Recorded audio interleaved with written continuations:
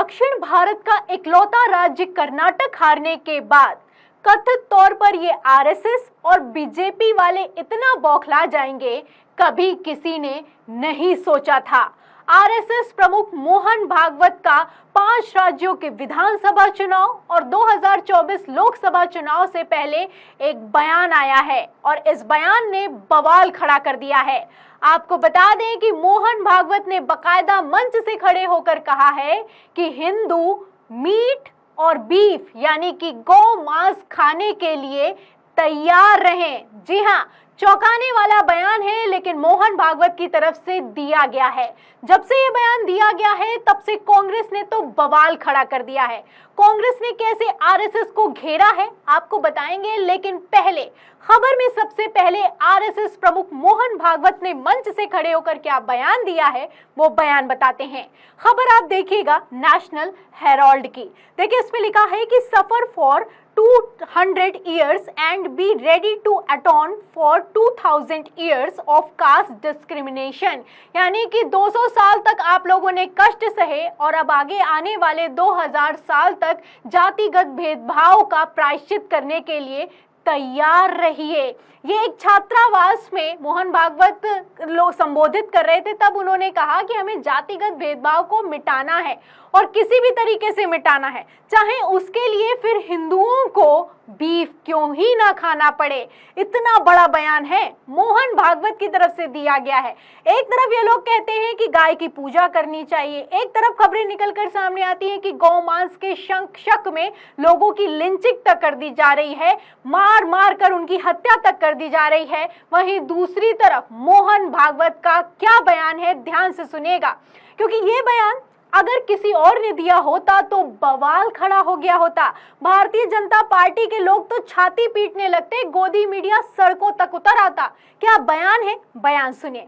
देखिए खबर में लिखा है कि RSS chief Mohan Bhagwat comments on Agrasen छात्रावास नागपुर। तो नागपुर में एक छात्रावास में थे। This week have stirred up a storm in tea cup by also advising Hindus to be ready to eat meat and even beef is necessary. तो इसका हिंदी में आपको लब्बो लबाब में बता दूं कि खबर में लिखा हुआ है नेशनल हेराल्ड की कि एक छात्रावास में मोहन भागवत संबोधन करने के लिए पहुंचे थे और उन्होंने संबोधन के दौरान ऐसा कुछ कह दिया है जिससे चाय के कप में भी भूचाल आ जाएगा। मोहन भागवत का कहना है कि जातिगत जो भेदभाव है उसको मिटाना होगा और इसको मिटाने के लिए अगर जरूरी पड़े तो बीफ यानी कि गौ मांस खाने के लिए भी हिंदू तैयार रहें। यह बयान तब दिया गया है जब 5 राज्यों में चुनाव होने वाले हैं। अब कांग्रेस कह रही है कि कर्नाटक हार गए हो, इसकी बौखलाहट है क्या? इस तरह का बयान देने का मतलब क्या बनता है? जैसा कि आप जानते हैं कि तेलंगाना और तमिलनाडु में भी चुनाव होने वाले हैं, उसके ठीक पहले मोहन भागवत ने इस तरह का बयान दिया है। फिलहाल कांग्रेस ने घेरा है और इसी नेशनल हेराल्ड की खबर को शेयर करते हुए लिखा है, नेशनल फोरम है, ये कांग्रेस का ही पेज है, उनकी तरफ से लिखा गया है कि यकीन नहीं होता तेलंगाना और तमिलनाडु में भाजपा अपना पैर जमाना चाहती है, इसीलिए ये चड्ढीधारी लोग हिंदू को गाय का मांस खाने को बोल रहे हैं। भागवत जी हिंदू धर्म में हजारों साल से गाय को पूजते आ रहे हैं। गाय का मांस आरएसएस के लोग दफ्तर में खाएं, किसी को कोई दिक्कत नहीं है, पूरे हिंदू धर्म का ठेका ना लीजिए। तो अगर दम है तो अपने दफ्तर में खिलाइए। यहाँ पर आप हिंदुओं को किस तरह की सीख दे रहे हैं? एक तरफ आप बवाल करते हैं, दूसरी तरफ मंच से खड़े होकर इस तरीके की बात करते हैं कि संविधान के तहत हमें आर्थिक कमजोर वर्ग पर ध्यान देना चाहिए, जातिगत भेदभाव को मिटाना चाहिए, इस तरीके की बातें करते हैं। तो कांग्रेस आखिर ऐसा क्यों कह रही है कि तेलंगाना और तमिलनाडु में पैर जमाने के लिए भारतीय जनता पार्टी या फिर कि आरएसएस ऐसा कर रही है? इसके लिए मैं आपको मेघालय चुनाव लिए चलती हूँ। मेघालय में इसी साल विधानसभा चुनाव हुए थे और उन विधानसभा चुनाव में बीजेपी के प्रदेश अध्यक्ष ने एक ऐसा बयान दिया था कि बवाल खड़ा हो गया था। बयान आपको नहीं याद है तो सुनिएगा। देखिए इसमें खबर में लिखा है बोलता है हिंदुस्तान की कि मेघालय में भाजपा के प्रदेश अध्यक्ष बोले मैं बीफ खाता हूं, मेरी पार्टी को कोई दिक्कत नहीं है। यानी कि मैं गौमांस खाता हूं और मेरी पार्टी यानी कि भारतीय जनता पार्टी को इससे कोई दिक्कत नहीं है।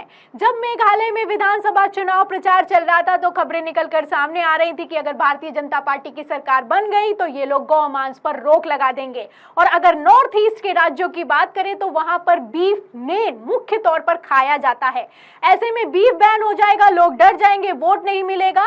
तो बीजेपी के प्रदेश अध्यक्ष खुद सामने आते हैं और अर्नेस्ट मावरी इनका नाम है और कहते हैं कि हम तो भैया बीफ खाते हैं और हमारी पार्टी को कोई दिक्कत भी नहीं है। अब इस तरह की बयानबाजी की जाती है। एक तरफ बीजेपी प्रदेश अध्यक्ष का बयान आपने देखा, वहीं दूसरी तरफ मोहन भागवत के बयान से क्यों बवाल मचा है आप समझ सकते हैं।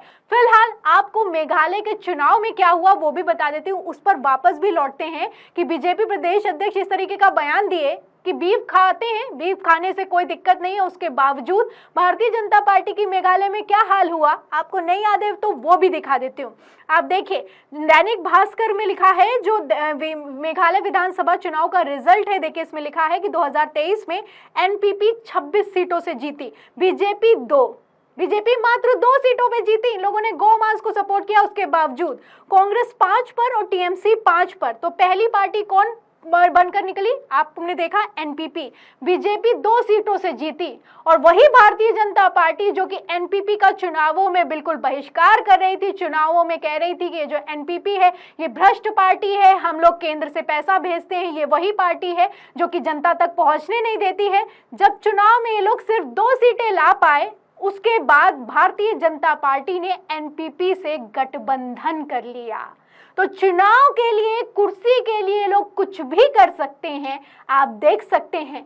थोड़ा सा जटिल है लेकिन अगर समझने की कोशिश करेंगे तो आपको खबर दर खबर इतना तो क्लियर हो ही जाएगा कि भारतीय जनता पार्टी कथित तौर पर चुनाव जीतने के लिए किस हद तक गिर सकती है।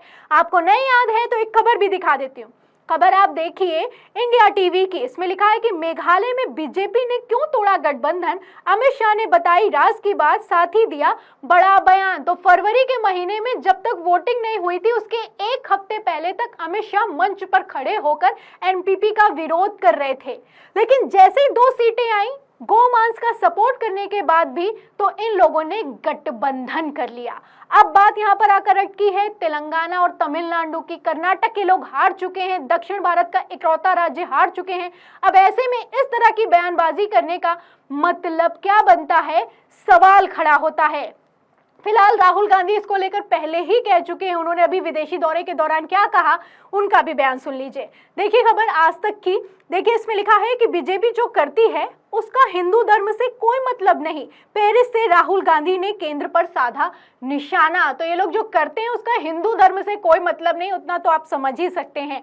वोट के लिए और कुर्सी के लिए किसी भी हद तक जाया जा सकता है क्या, सवाल खड़ा होता है।